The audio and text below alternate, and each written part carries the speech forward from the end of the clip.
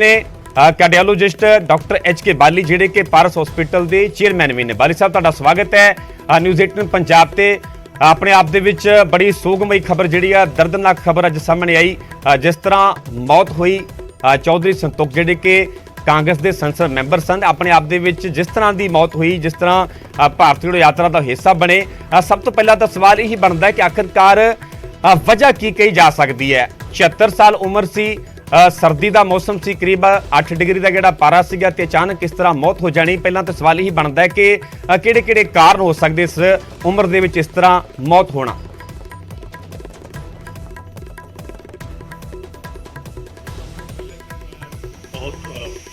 Condolences पेश करांगा सारे लोगों को और सारे फैमिली मैंबर्स ਨੂੰ। चौधरी साहब जी बड़े सीनियर लीडर सीगे और उन्होंने जो डिमाइज होया और बड़ा एक सारी स्टेट वास्ते बड़ा बड़ा लॉस है, कंट्री वास्ते भी लॉस है जी। बट उसका कारण ये है कि ऑब्वियसली हार्ट अटैक होया और हार्ट अटैक होके हार्ट बीट इरेगुलर हो गई होगी, जिस करके उन्होंने सडन कार्डियक डेथ हो गई। तो ये देखा गया है कि जो बजुर्ग लोग है या किसी को भी जिसले हार्ट की बीमारी होती है तो सर्दी में उस करके प्रॉब्लम आ सकती है। आजकल बड़ी एक्सट्रीम कोल्ड है, जो फॉग जो असं देख रहे हैं, ये ऐसा मौसम है जिसे हार्ट अटैक वधे। अगर बजुर्ग लोग हो, एज उन्होंने थोड़ी ज्यादा है और या किसी को भी हार्ट डिजीज होए तो सर्दी के मौसम च तेज एक्टिविटी करन तो उस करके दिल की तकलीफ हो सकती है।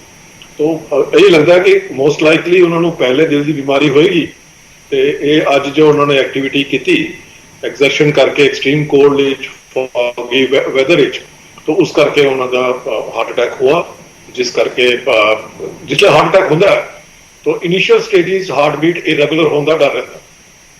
वो इरेगुलर जी हार्ट बीट जिन्होंने वेंट्रिकुलर टैकीकार्डिया फिब्रिलेशन कहते हैं, प्राइमरी वेंट्रिकुलर अरिथमियाज, वो सडन कार्डियक डेथ का एक कारण होती है। तो ऐसे च देखा गया है कि अगर ऐसे पेशेंट्स को इमीडिएट हेल्प मिल जाए कार्डियोपल्मोनरी रिससिटेशन करके या एक्सटर्नल डिफिब्रिलेटर करके अरिथमिया ठीक किया जाए तो उन्होंने जान बच सकती है। बट अफसोस की गल है कि उन्होंने निधन हो गया। और असं यही कह सकते हैं कि जो बजुर्ग लोग है या जिन्होंने मल्टीपल रिस्क फैक्टर्स है उन्होंने देख सुन के इन्नी ठंड में एक्टिविटी करनी चाहिए। बिल्कुल बाली साहब, नाल जिहड़े भी इस वेले दर्शक सानू वेख रहे हैं, खास तौर पर 70 प्लस जिहड़े बजुर्ग अवस्था दे विच ने, उन्हां लई अहम तौर पर सवाल बनता है कि जदों इस एज दे विच इन्नी ज़्यादा सर्दी होवे, ठंड होवे ते किहड़ियां-किहड़ियां गल्लां दा मुख तौर पर ख्याल रखना चाहिए है। खास तौर पर यह भी जानना चाहांगे, हालांकि जिवें भी दस्सिया जा रहा है कि चौधरी संतोख सिंह की कोई जेकर डिजीज़ की कोई बीमारी की इस तरह की गल की जाए अजिही कोई मैडिकल हिस्टरी नहीं सी, पर यह मन्निया जाए कि कितना कितने मुख्य तौर पर वजह सर्दी रही है। तो नाल ये भी जरूर साडे दर्शकों को जानकारी दिओ कि 70 प्लस या बजुर्ग अवस्था दे विच इन्नी सर्दी दे विच किहड़ियां-किहड़ियां गल्लां दा मुख्य तौर पर ख्याल रखना चाहिए। देखो, पहले सब तो पहले है कि जी एक्सट्रीम कोल्ड नू अवॉइड करना चाहिए। ओके, स्पैशली जी ठंडी हवा अगू आती है वो बड़ी डेंजरस हो सकती है बजुर्गों वास्ते। तो असी नॉर्मली सारिਆਂ ये एडवाइस करते हैं कि बजुर्गों या जो हार्ट के मरीज है उन्होंने एक्सट्रीम कोल्ड या फॉगी वैदर को अवॉइड करना चाहिए। अगर वो वॉक भी करते हैं या डॉक्टर वॉक करने का वो जिसले टैंपरेचर कंफर्टेबल हो जाए उसी वेले करना चाहिए। तो पहली गल है कि एक्सट्रीम कोल्ड तो फॉगी वैदर को अवॉइड करना चाहिए। दूसरा कि कंफर्टेबल क्लोथ हो, लूज कंफर्टेबल क्लोथ हो, वो बेटर रहता है। टाइट क्लोथ जो भी दिक्कत करते हैं। तीसरा यह है कि जिन्होंने लोगों को ब्लड प्रेशर की तकलीफ है या डायबिटीज की तकलीफ है या पहले हार्ट की कोई समस्या हुई है उन्होंने भी एक प्रिकॉशन लेना जरूरी है। और असी समझते हैं कि हर एक को 35 साल के बाद 40 साल के बाद तो ऑब्वियसली बजुर्गों को भी अपना कंप्रीहेंसिव हार्ट चैकअप कराना चाहिए। जिस तरह असी ये प्रज्यूम कर रहे हैं कि उन्होंने चौधरी साहब को पहले कोई दिल की बीमारी नहीं सी, वो कहना मुश्किल है क्योंकि मैंने नहीं पता कि उन्होंने पहले इन्वेस्टिगेशन होए है जो नॉन इन्वेस्टिगेशन होंगे, इकोकार्डियोग्राफी हो गई या किसी किस्म का ट्रेडमिल टेस्ट हुआ या स्ट्रेस टेस्ट हुआ, वो पहले उन्होंने होया सी कि नहीं होया सी। तो ये कहना मुश्किल है कि पहले उन्होंने दिल की बीमारी थी कि नहीं सी। दूसरी गल जी है कि यह भी देखा गया है कि अगर पहले दिल की बीमारी नहीं है तो उन्होंने भी या सिग्निफिकेंट बीमारी नहीं है उन्होंने भी एक्सट्रीम कोल्ड वैदर विच हार्ट अटैक होने का डर रहता है। तो देखा गया सर्दियों में हार्ट अटैक के जोड़े मामले है वो ज्यादा बढ़ जाते हैं ਆਲਮੋਸਟ 10-15% ਉਹਨਾਂ ਦੀ ਇੰਕਰੀਜ਼ ਹੋ ਜਾਂਦੀ ਹੈ। तो एक्सट्रीम कोल्ड एक बड़ा इंपॉर्टेंट रिस्क फैक्टर है।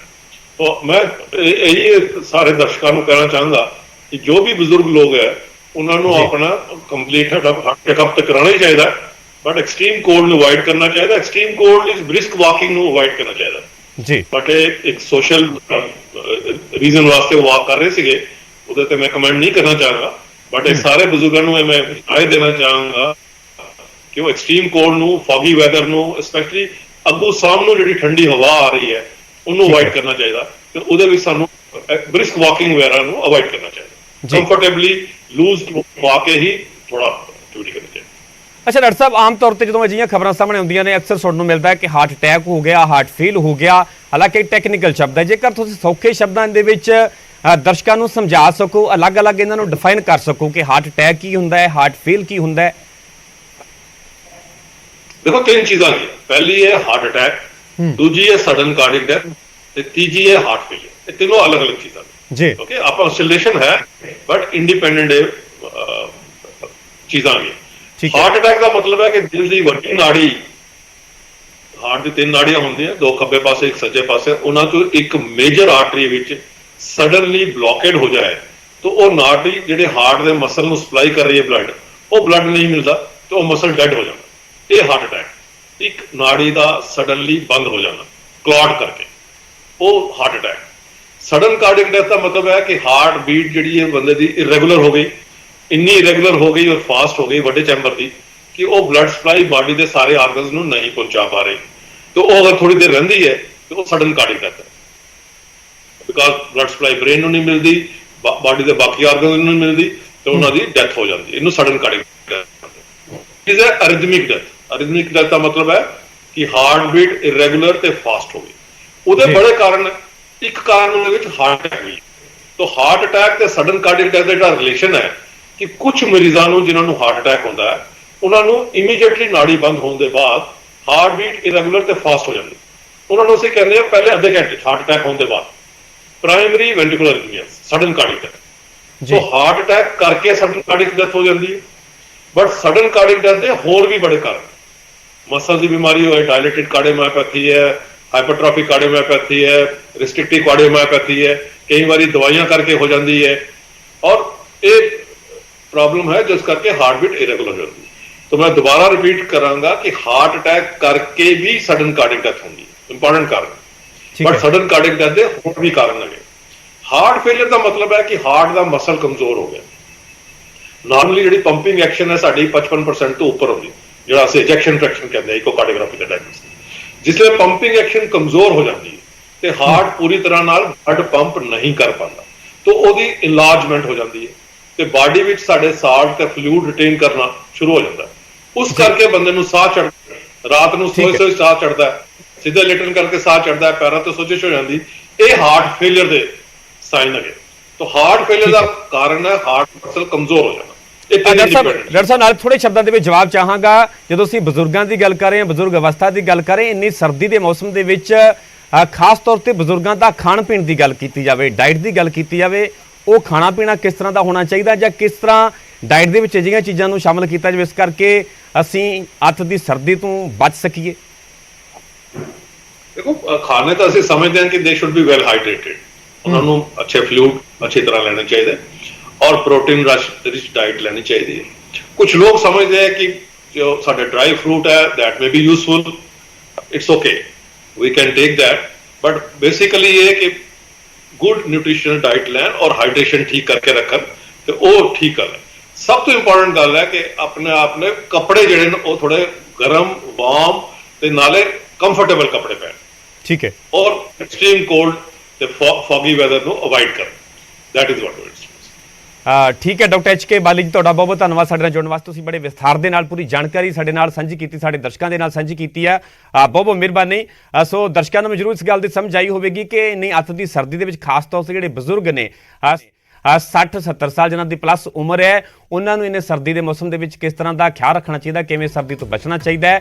ਡਾਕਟਰ ਸਾਹਿਬ ਨੇ ਬੜੀਆਂ ਕੰਮ ਦੀਆਂ ਗੱਲਾਂ ਜਿਹੜੀਆਂ ਨੇ ਉਹ ਸਾਂਝੀਆਂ ਕੀਤੀਆਂ ਨੇ, ਕਿਉਂਕਿ ਚੌਧਰੀ ਸੰਤੋਖ ਸਿੰਘ ਜਿਹੜਾ ਕਿ ਦਿਲ ਦਾ ਦੌਰਾ ਪੈਣ ਦੇ ਕਾਰਨ ਜਿਹੜੀ ਮੌਤ ਹੋਈ ਹੈ, ਸੋ ਆਖਿਰਕਾਰ ਇਸ ਉਮਰ ਦੇ ਵਿੱਚ ਉਹਨਾਂ ਦੀ ਮੌਤ ਦੀ ਵਜ੍ਹਾ ਵੀ ਕਿਤੇ ਨਾ ਕਿਤੇ ਜ਼ਿਆਦਾ ਸਰਦੀ ਹੀ ਮੰਨੀ ਜਾ ਰਹੀ ਹੈ।